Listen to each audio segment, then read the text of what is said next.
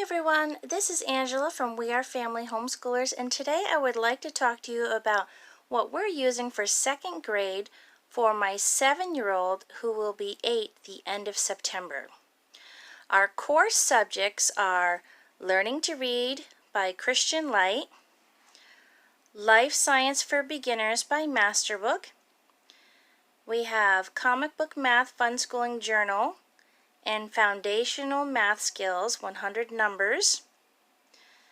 For more language arts, we have 180 dinosaur read, write, spell, and draw lessons, a fun schooling journal for ages 6 to 9, classical poetry collection, and for history, we have Indians and Pilgrims, which we'll be studying with beautiful feet. And then this is my social studies, Bible, geography, classical music, hymns, everything that I would love to get done. But if we don't get it done this year, that's okay. We'll work on it next year. Okay, let me show you each subject, and then I will talk to you about what the schedule will look like for us this year. Okay, our first subject is Learning to Read by Christian Light. And this is the teacher's guide for the first half of the program. It's pretty simple to use. It's written for a Mennonite classroom, but a lot of homeschoolers use this one. There's a schedule in the beginning of the book that tells you which light unit you're going to be using and what you're going to be learning in each one, and your picture cards and the letter rhymes, the sight words that you'll learn, the letters that you're going to learn to write, over here what stories you're going to read and the readers. So if you need to know that, you can follow that there. These are daily schedules that go along with their other programs that we're not using right now. So it's word for word. You can just read it like a script, so it makes it very easy. It tells you what materials you need to get out at the beginning of the lesson. It explains the worksheets for you, how to use this, penmanship, blending fun, how to explain writing from left to right.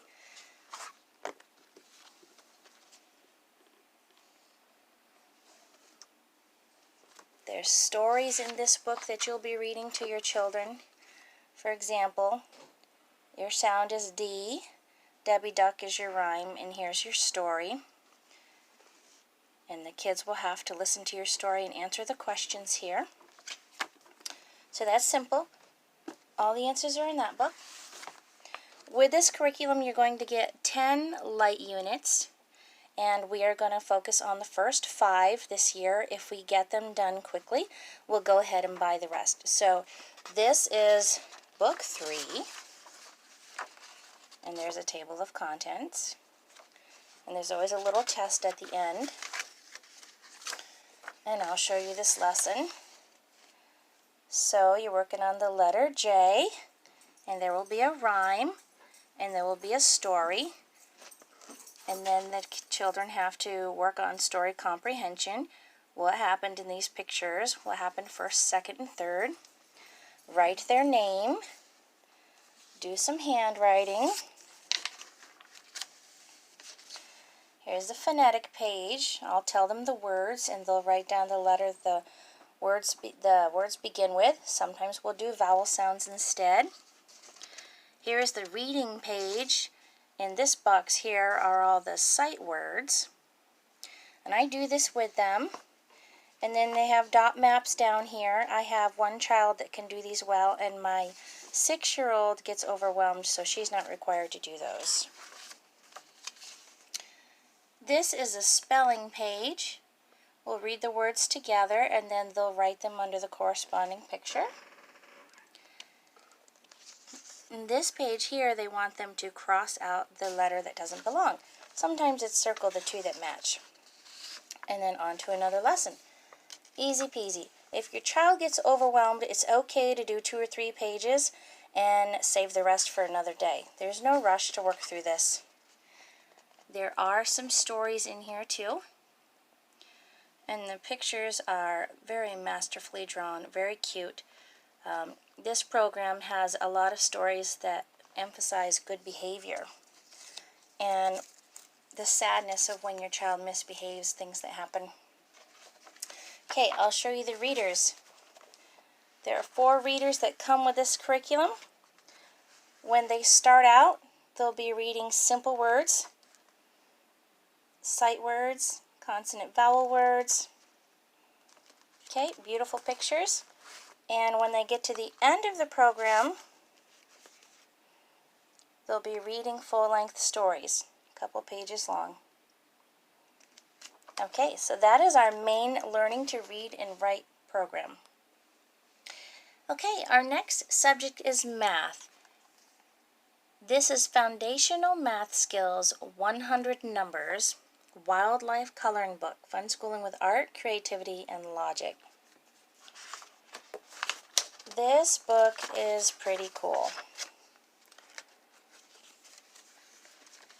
This is all about number patterns. So you get the same number grid every day, numbers up to 100.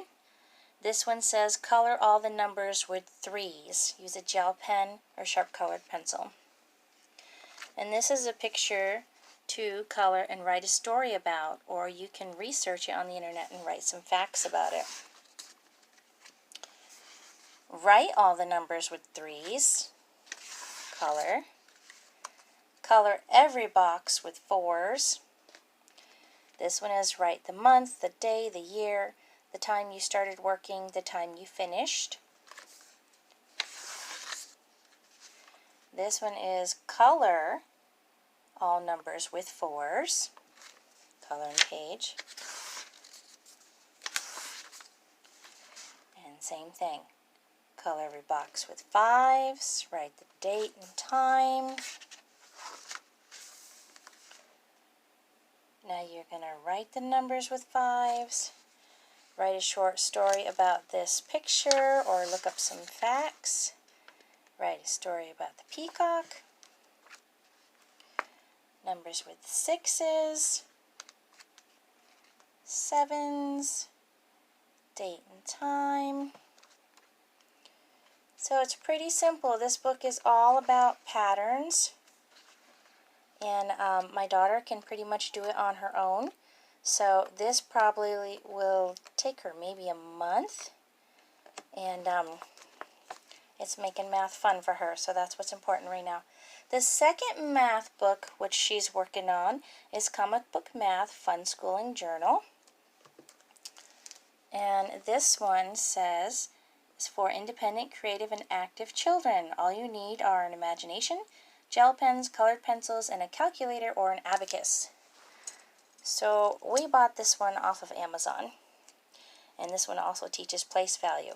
So we're excited to get using that. Okay, this book covers adding, subtracting, coloring, and creative writing. And I tabbed some pages for you to look at. There are 157 pages in this journal, and I only printed out 50 of them. So there's a good deal of it that I'm not going to be able to show you. But here's a good idea. So we have some logic and some little Lego-like figures. Practice writing your numbers. Oops, dropped the camera. More number logic. Fill in the missing numbers.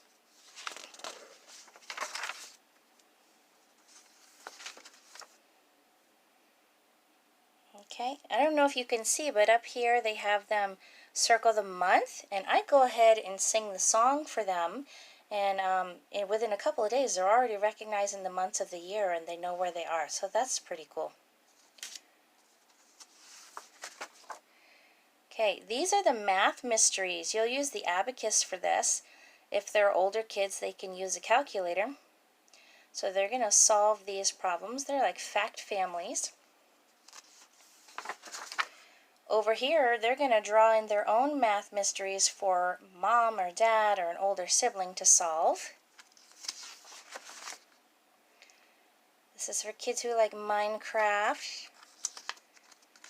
A lot of that art in here. More math mysteries. And they have a lot of these pages to color, but you're also writing a story about the picture on this side. Now, if your child can't write, that's okay. They can tell you the story and you can scribe for them. So this journal has been really fun and we're excited to work in this one. When we're done with these two Fun Schooling math journals, we do have a Math UC book, which we will be working through. Okay, moving on. Okay, we have a few more language arts Fun School journals that I wanted to show you. This one is Fun Schooling for Beginners, 180 Dinosaur Learning Games and Poems. Learn to read, write, spell, and draw. So these are really simple. You read the poem with them 3 times until they can say it back to you. Pictures to color, some logic games to finish. Now they're going to fill in the missing words. Here they're going to draw the missing parts of the animal. Say the rhyme, new dinosaur. Color in the words, that really helps them with spelling. Draw the animal's food and habitat. We always look this one up on YouTube. Missing words, fill in the missing parts. Little comic strips. Some of these words I actually have to look up because I don't know much about dinosaurs. In the back, you're going to draw a dinosaur, and then you're going to write your own poem about them. So that one's fun. She gets to do this one 3 days a week. Then we also have a core journal, ages 6 to 9, Fun Schooling journal.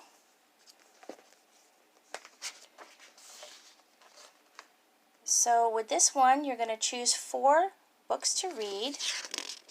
Oh, sorry. Over here, it tells you to draw or write 4 things that you want to learn about. So she picked scorpions and centipedes and bats, and I'm not sure if that's a worm or a snake. Really gross stuff. But anyways, so we go to the library and get books, or you buy books. So she's got caterpillars, butterflies, dangerous animals, dogs, how flowers grow, bugs, the weather, and woodland creatures. And there goes my camera again. Okay, so this is how this works. When you get to a book page, you choose 4 books, and you read a few pages of each book, and your student is going to draw or write what they liked most about that book. Here's copy work time. You can have them do 1 sentence or 2 sentences, whatever you think your child can handle. Write slowly, try to be neat, and spell correctly. This is a drawing time. Look through your library books and find something to draw. So draw anything, draw a good pet, draw a wild animal. These pages to color here I use for listening pages, and we do Story of the World with this so she can get in some world history. I'll show you what that looks like. Okay, these are the audio books for Story of the World Ancient Times, and she just pops in one of these CDs. I do have them downloaded on my computer, so that's a 5-minute lesson, and she just colors. She doesn't have to write anything, but she's learning. This is reading time, so get out 4 books to read alone or with a friend. So at this point in time, I read to her. She draws a picture about each book. There's thinking time. These are logic games, which are good for kids that struggle with math and reading. It gets the artistic side of their brain working. This is another listening time where I'd put in an audio book. Some animals to trace. Emotions and moods. Here's a nature study. Here's a movie time. Put in a documentary, educational program, YouTube tutorial, draw pictures. I usually have them draw a bunch of pictures and then I have them tell me what they thought was interesting and I write that down. This is a math page. They can illustrate some things here that they've been learning in math or solve some problems for you. Okay, and then that pretty much repeats itself. These are the books she picked out to go with that program. We have Usborn, Dangerous Animals, Caterpillars and Butterflies, Dogs, Mini Beasts, we got this one at the dollar store, and National Geographic Desert. This one we actually got at a thrift store. Of course, I let her pick any book she wants if she gets bored with those. Our last journal that we do for language arts is Classical Poetry Collection Level A. These are the words that she's going to learn to spell doing these poems. There's 60 words there. So we'll say the poem a few times until she can read it herself or memorize it. Then she's going to color in the spelling words. Then she's going to see the illustration for each word, make sure she understands. Color spelling words again. Here she's going to fill in the illustrations. Now she's going to write her spelling words, and she's going to write and illustrate her favorite words over here. And that's how that works. Lots of popular ones here.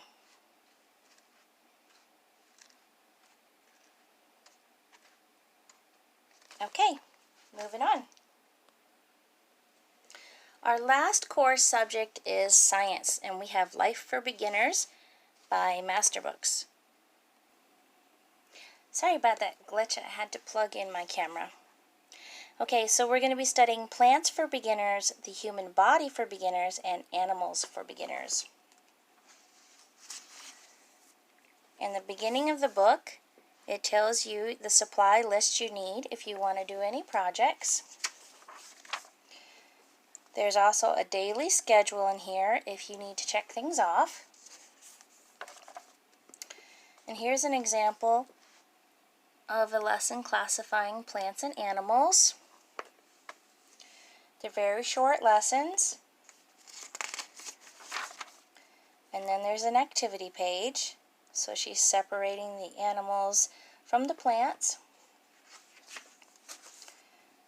This is a lesson on the human body, so this is your skeleton. You're going to cut this out and make a skeleton with movable parts. So that's neat. Over here is a lesson on the eye, and there's words to trace. And every time I pencil in when we need to do a project so that I can go to the back of the book and look for those instructions. And a lesson on the ear, and your taste and smell. A little worksheet, match the senses. Here's some water mammals.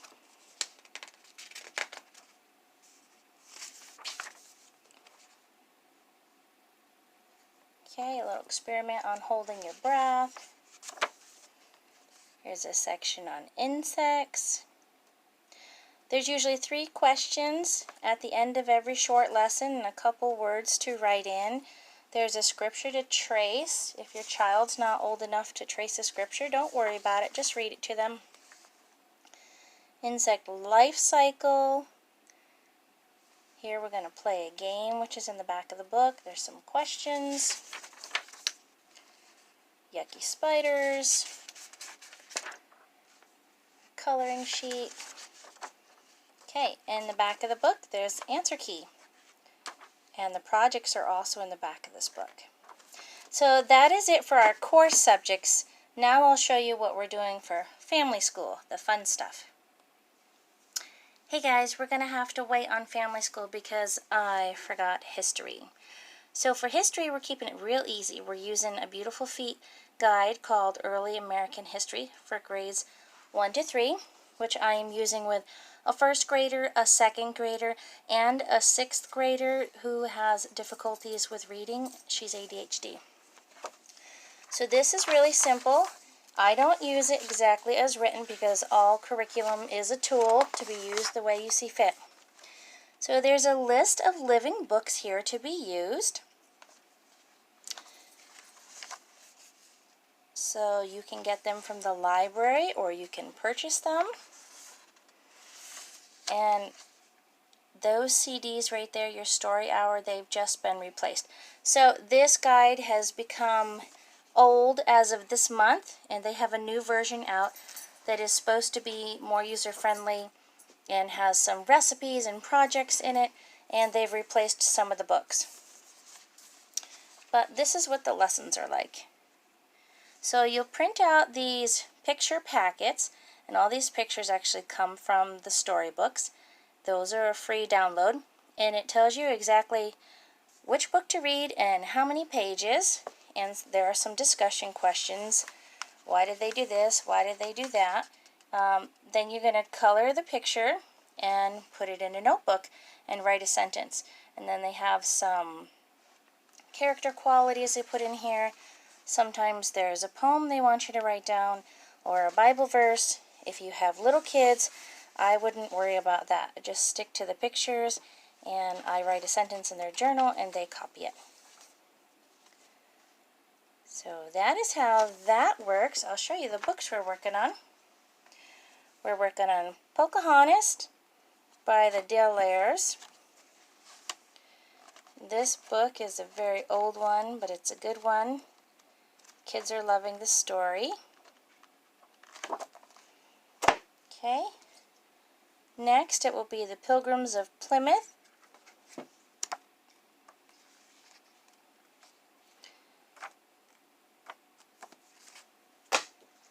And this is a new one that has just been replaced, Squanto's Journey. This one is the story of Thanksgiving from Squanto's perspective, which we don't always hear about. We usually just hear about it from the Pilgrims. This one has beautiful, realistic pictures. Alright. The next one we'll go through is Jamestown, the colony of Captain John Smith. This is actually someone who lived in Jamestown. This is his diary that unfortunately his family had to read after he died. But it gives you a good glimpse of what happened. Then we'll do the story of the Pilgrims and how they came to America.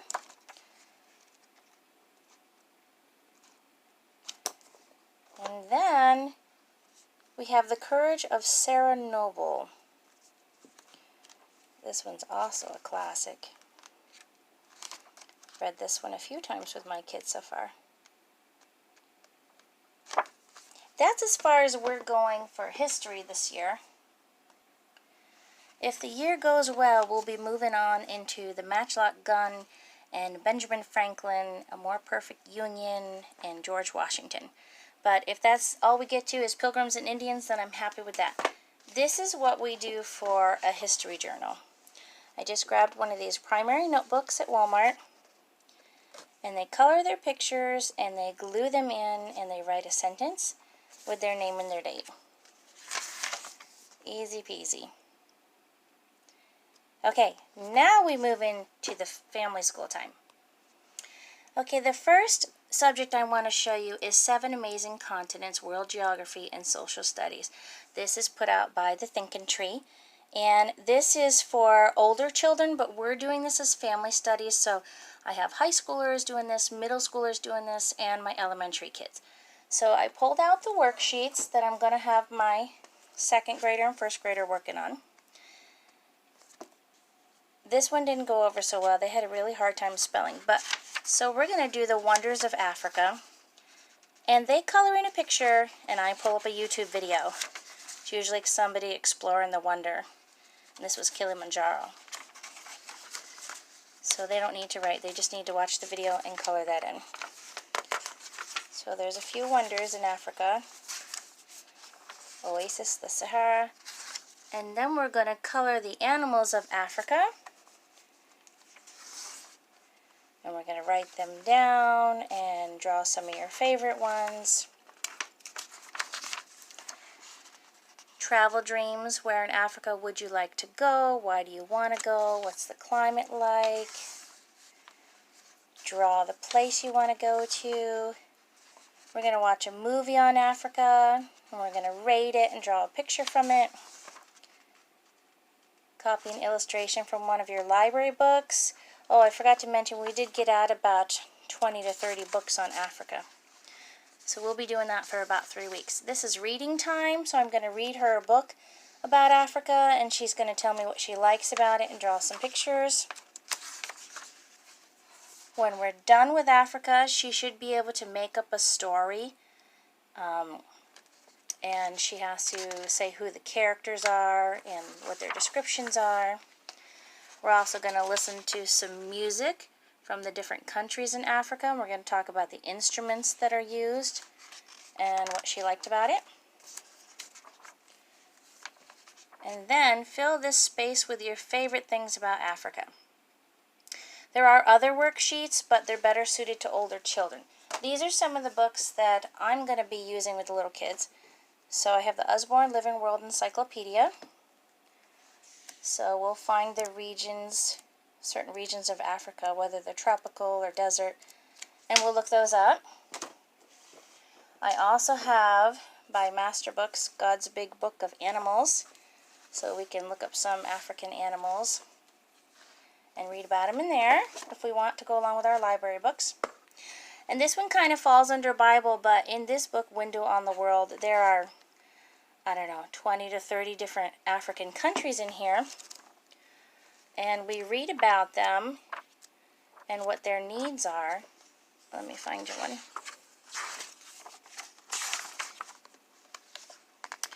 And we pray for them.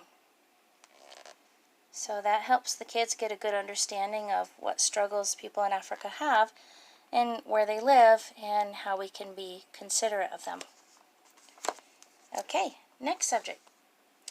For a Bible for the little kids, I found these really cool books that Masterbooks has. N is for Noah, A is for Adam. We just finished D is for Dinosaur.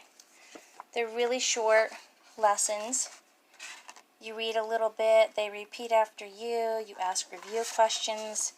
There is a picture and a rhyme, and they have matching coloring books. So this is something we would do during family time. I also wanted to do some hymn studies, so I have Hymns for a Kid's Heart, and Johnny Erickson Tata helped make this. And I'll show you the list of hymns in here. There's a little story that goes behind every hymn. Talks about the person who wrote it and how they came to write it. There's also a CD in the back of the book that plays the music for you. So I thought that would be fun. Our newest addition to family time are the Tuttle Twins collection books. And these are all about government and economics, how money works, and people's behavior. So we have The Law, Miraculous Pencil, Creatures from Jekyll Island. A lot of these books are based on classic books written in the early 1900s and 1800s. The Food Truck Fiasco, Road to Serfdom, The Golden Rule, Treat Others How You Want to Be Treated,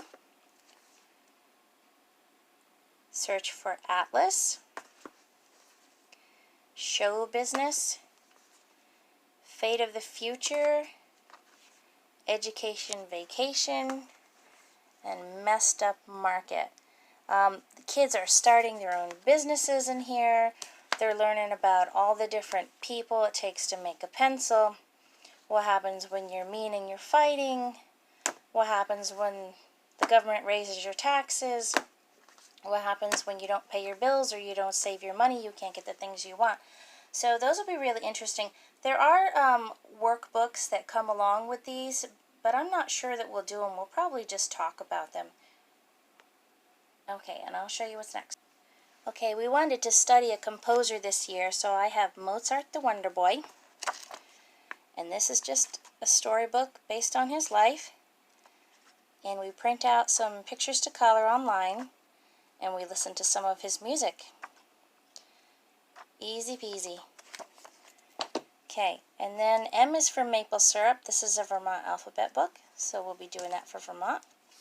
For Usborn, I have lift the flap questions and answers about plastic. How do you make it? Is it good or bad? What it does to our environment? What should we do about it? And then we have Here and There. Learn about people here and there and everywhere. This is also by Usborn. This one is really cool. It shows you how people in other countries play sports and go to school, have celebrations, how they do their chores, how they shop at the market, what they eat for lunch, how they travel. Very neat. Just to kind of open up their worldview a little bit. Okay, so that's what I have for second grade. I hope this video was helpful to somebody. Please forgive my dropping of the camera.